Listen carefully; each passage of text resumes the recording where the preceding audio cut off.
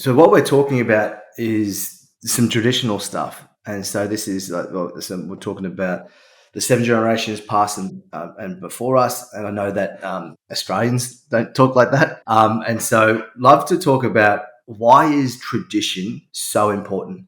And then there's going to be two with this. Like, why is tradition so important, especially with plant medicine and also our way of life as a human Yeah. race and species?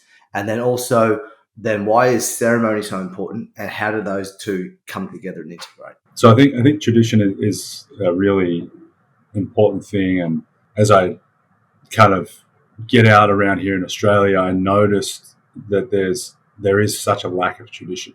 I lived in a country that was full of life, and there's people selling stuff on the corners everywhere. There's these like these public holidays and certain dances and food dishes, and then you've got and that comes from a colonial culture that's come through Spanish invasion. But then you've got all these indigenous traditions from South America leading up into North America, as we have here in Australia with indigenous Australian culture and everywhere else. But I think that we've lost a connection to ourselves because we don't have tradition, so we don't know who we are. And I find that people kind of push their families away, in a sense of like, I can do it myself. That mentality, like, it's all right. I'll do it all on my own. And tradition helps us to understand that, like, we're not in it alone. We can do it all together. We can be here as a family, a spiritual family, blood family. And we have the ability to move through these obstacles that life throw at us.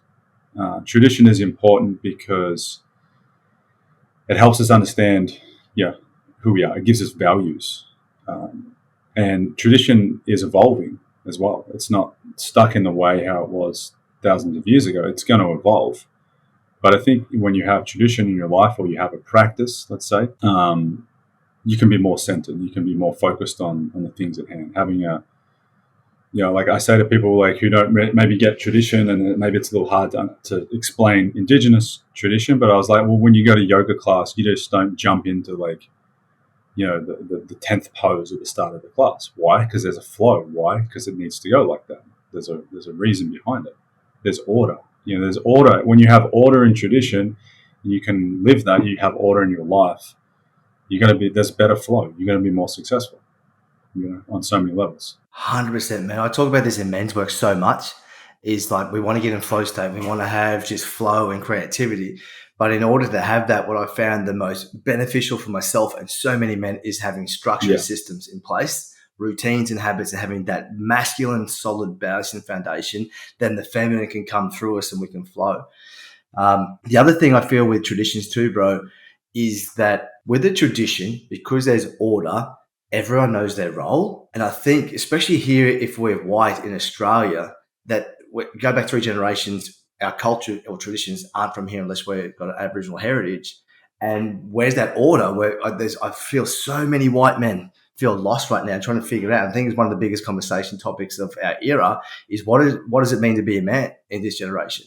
It's starting to evolve and change from our grandfathers and our fathers, and we're trying to figure out who the fuck we are and navigate that. And I definitely know, for me personally, plant medicine was a big asset, a huge tool for me figuring out who the fuck I am, because I actually realized that there's far more to Blase than Blase, that this meat suit just isn't me. And I had to have direct experiences to understand that.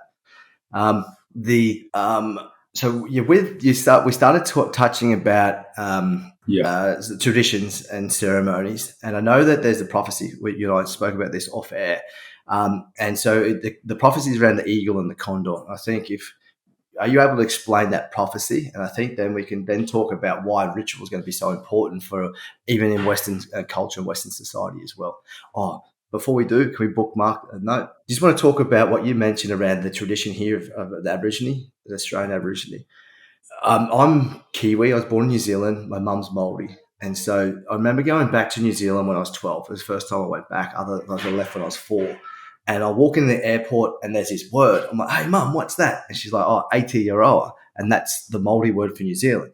Everyone was doing hongies. Yeah. There was grass skirts. like the way that the indigenous way of life was so prevalent. It was like they were proud to be Maori. And then I come back and I remember saying to Mum, like, why is there no Aboriginal dancing? There was like a tiny little bit of it in schools, but it was like this sense of pride got lost out of the people. And I'm not blaming the Aboriginal people because what happened was fucking horrific. But I just want to mention that because I can see it starting to come up, and I see these younger generations, like dudes my age or a little bit younger, being proud of their Aboriginal roots, standing up and connecting to their mobs, and they start to dance more. And there's a lot more re-education, I feel, of the traditions, the national custodian traditions of the land here in Australia, which is, I think, super important. And so, with that, would you like to mention around the eagle and the condor, bro? Yeah, just a quick point on that, if I can, Blase. I was recently, for my podcast, up in central Queensland doing an interview with an elder up there, and there was a couple of young blackfellas up there working and supporting and learning all the ceremonial stuff, and we felt very welcome and really, really nice guys, and we connected really well. And it made me understand more the responsibility that we have as people of these lands to do more than a token, welcome to the country ceremony. Like, we need to get out there and initiate some healing, of these things, and understand where we live. We just around here in the Sunshine Coast. What do these mountains mean? Where can I go swimming? What water holes shouldn't I touch? So if we're able to have more of an interest in that and want to connect to the local elders, because the knowledge is there, I can see a big change happening, especially what's happening in the Glasshouse Mountains with the mine down there. If they can, come together and understand each other more, it all comes down to education and understanding. But to talk about the eagle and the condor prophecy. So it's a prophecy that was prophesied around 500 years ago from elders from North and South America, Central America, that they were going to enter into this kind of period of darkness, which was from 1492, when Europeans first arrived in the Americas, so discovered the Americas. So there's a lot of trauma, and there's a lot of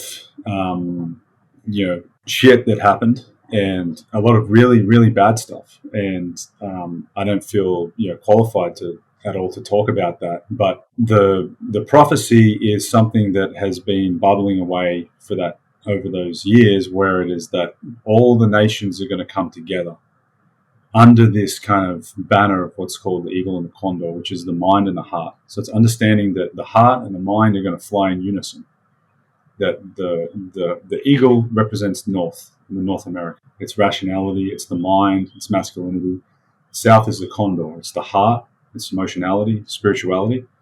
The North is also technology. So it's a flying in unison of those dual energies, masculine and feminine, knowing that one is not better than the other, that we need both of those to survive.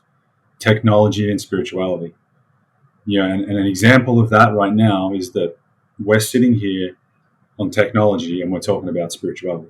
And that's an example of the prophecy it's playing out. That there is people are waking up and wanting to connect or move more out of the mind more into their hearts, or understand how to use both of those energy centers. So there's a lot of dances that happen when there used to be what's called runners or trade routes through the Americas, which went from right up in North America right down to South America. And for years, and I believe next year there's another one, they had these marathons, or they're called in Spanish Jornadas de Paz, and you would get indigenous groups from North America who would run with bastones, or like batons with like eagle heads and different feathers and prayers. They would run down to South America, and the same from South America they would run north. Two uncles of mine ran. One ran from Colombia to Bolivia, and the other one ran from Colombia to Ecuador. and they would meet and they would pass these batons to each other, and then they would run back the other way. The reason they do this, or one of the reasons, is because when they created the Panama Canal, they disrupted the energetic flow of the Americas. When you say America, everyone thinks of the United States. America is America. It's the whole continent. It's north, south, central, and south. It's one continent, America. And it's the center of the earth. It's the red center of the earth. So when they did the Panama Canal, they cut basically that life force, that flow, you know. So they started doing these. They brought back to life these marathon runs that they were doing, and they also started sending medicine to North America from South America, and northern medicine to south, from north to south. So that's why you find ceremonies like a peyote ceremony, a Sundance, a sweat lodge in South America, and that's why you'll find ayahuasca ceremonies and wachuma ceremonies, Mambe Ambil, coca leaf ceremonies in North America, because they're keeping alive the energetic connection. And is it true that it goes in 200-year cycles? The prophecy is that it was going to be 500 years of kind of like darkness, which we came out of in 1992, which was 500 years since 1492. And now they're talking about, like 500 years of positivity, of good times. Yeah. And it wasn't too long after that, technology opened up. Yeah.